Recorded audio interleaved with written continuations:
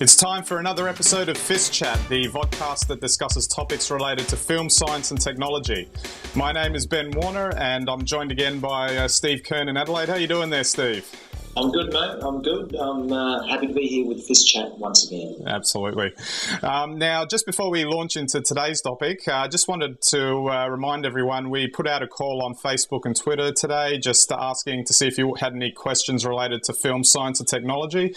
We're actually keen to hear if you've got any questions, and we'll do our best to answer them here on an episode. Depending on the volume that we get, will depend on how we integrate them into the series. But yeah, feel free to tweet us or post on our Facebook page any questions you might have, and we'll do our very best to crack them on one of these episodes. So, but today we're into science, and we're going to unlock the secrets of the universe today with a brief discussion on a couple of projects that CERN is running via the Square Kilometre Array, which is basically a huge, for lack of a better word, a huge telescope that's going to look very deep into space. I was reading on the website, apparently, Steve, that it can spot a was it a TV station antenna on a planet 50 light years away? Is that? You are talking about incredible power and resolution. What it is it's an array of telescopes, radio telescopes, and it is unprecedented, the power of the Square Kilometre Array. If you think about some of the amazing things that we can see and pick up in space now, well, the Square Kilometre Array, once it's built, whether it's in South Africa or Australia, it will have 10,000 times more power than what exists today. I mean, just think about 10,000 times anything. That's a huge amount of power. It's unprecedented. They haven't even invented the computing to cope with that amount of information yet. Oh, well, let's fast track those quantum computers or something like that, yeah. And also just as part of another part of what we're going for here is there's the LHC, from CERN, the Large Hadron Collider, that is sort of taking a different perspective on how to look at the universe.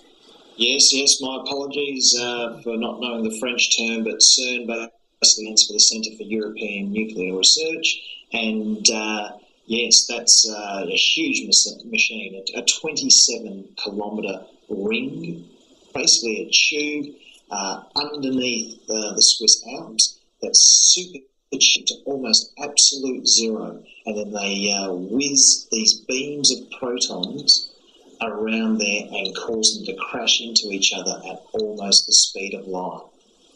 No, that's absolutely incredible. I mean, I guess and the whole idea there is, I guess with both of those projects, one's obviously operational. Well, I heard that it wasn't 100% operational, that it's not quite using all of its power yet, but the idea is that it is up and running, and the SKA is still a work in progress. They're still they're still going to build it, aren't they?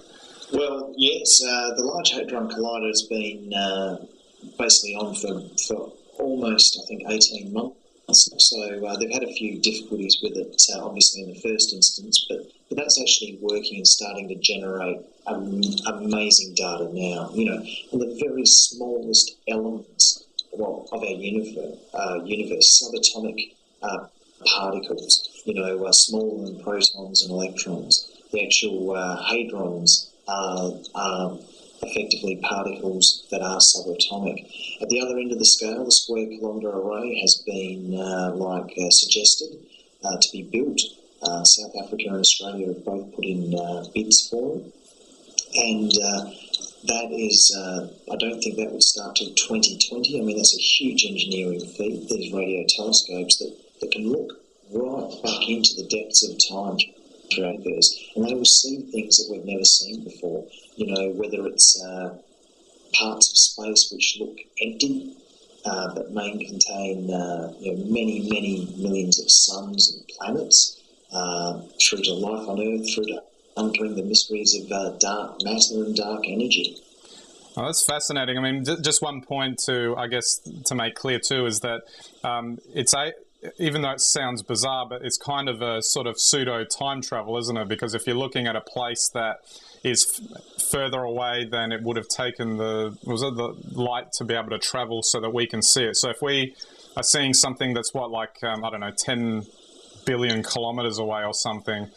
So if something's 100 light years away, that means that effectively you're looking at light from that star that left the star 100 years ago. And we have stars that are millions of light years away. Yeah. So in effect, if you're looking far enough, you could see well back into the universe's past. Absolutely, and that's where both of these projects, the Large Hadron Collider is looking at really, really small subatomic particles, and I guess the Square Kilometre Array is looking at the huge expanses of the universe. But ultimately, in some ways, they're kind of looking for the same things, where we came from in terms of those moments after the Big Bang. So just like someone like me who doesn't really come as much from a science background, can you explain how the LHC works and, I guess in the simplest way possible, and also what specifically the types of things they're looking for? Okay, I think the big thing with the idea, if we want to take it backwards with what they're looking for, probably the thing they really want to try and find is something called a Higgs boson particle. Now, just to keep it really simple, because it's very complicated, and I certainly wouldn't even begin to pretend that I understand. Simply what that is it's a particle which, if they can find it through their experiments in the Large Hadron Collider, it will actually go, or if they can't find it even, it will go a long way to explaining the makeup of our universe. Okay? So within the tube, it's like a great big donut, I guess. They super chill these tubes down to almost absolute zero, which is minus 273 or so, minus 273 Celsius. And then within there, they use magnets to bend these beams of protons and accelerate them round and round the rings almost to the speed of light. They then crush these two protons together in opposite directions, so it's an enormous crash at the speed of light, and they have these detectors, some of them as large as buses, to actually detect the results of those collisions and the particles and the energies which are released. And from that, they can actually do the mathematical calculations that would hopefully give them some insight into how our universe is made up from the tiniest level, and what conditions may have been like just after the Big Bang.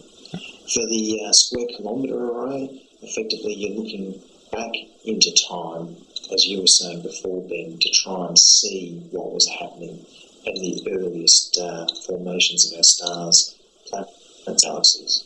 Oh, that's all very fascinating.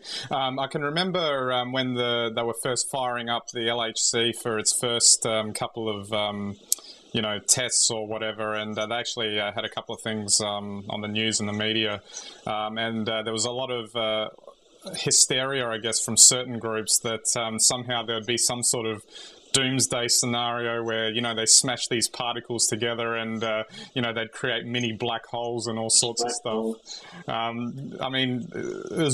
Even like me, I was just like, oh, you got to be kidding me. Well, it's funny. Like there are all sorts of things postulated, and that could happen. Of a lot of those things, I think, like strangelets and vacuum bubbles and monopoles, they're only theoretical. No one's ever actually seen them or seen evidence of them. They're completely theoretical. But the black hole one is an interesting one, because they could actually create minute black holes inside the LHC. However, it's not going to be big enough or have enough mass, essentially density, to suck the world inside out into a speck. So I mean, honestly, there's really no danger on those sorts of grounds. But it goes to show how much people like a good dose of science fiction, even if it's completely incorrect. That's right. We'll leave Hollywood to make the blockbuster out of that one. Well, hopefully it'll be better than Armageddon. Absolutely. So with if we have a look at the array again, I mean, obviously it's looking deep into space, but I'm assuming that they could also use it even closer to home, even like in the solar system and things like that, if they want to have a close-up look on some of the inner and outer planets. Oh, no. With a radio telescope, they're effectively looking quite deeply into space. Oh, okay. So while I guess potentially, that they could, I don't think they use radio telescopes really within the solar system. You're really looking very, very far back and into deep space to detect effectively radiation, light radiation. Across all wavelengths, so not just the visible light that we can see. And they pick up a whole range of electromagnetic frequencies, and that's one thing about the Square Kilometre Array. I don't think we've ever had the amount of frequencies. So effectively, we'll be able to see things that currently we don't have the technology to be able to see. All right.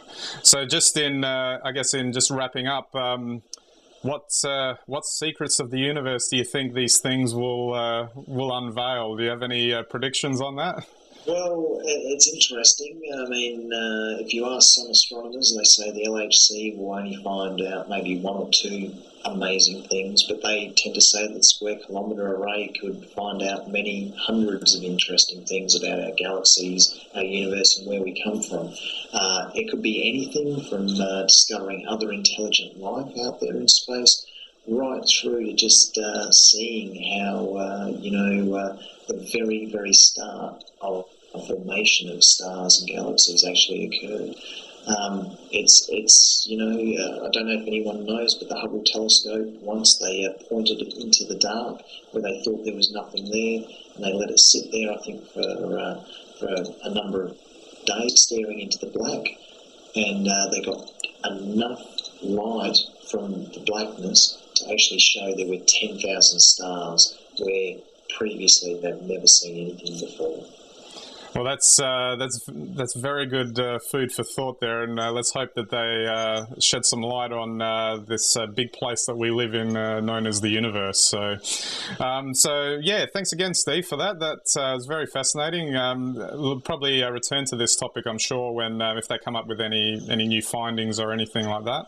I'd just like to say this quickly, Ben. There's lots of really good information about this on the web. You know, if you want to find out more about Large Hadron Collider or Square Kilometre Array, type it in. This is great science. This is stuff that everyone should be interested in because it's fantastic. It's about who and what and where we are. Absolutely, and we'll make sure we'll post some links maybe on our Facebook and Twitter pages as well, so people can easily click onto them. Okay, for sure. Sounds good. All right, so we're wrapping up another episode. So again, thanks again, Steve. And just a reminder that we're looking for any questions you might have on film science and technology. Just remember, post on Facebook or Twitter, or you could even email us if you like. Our main website, www.fistchat.com. You'll be able to get all of our social media links there. So we look forward to hearing from you. But until next week, we'll catch you then.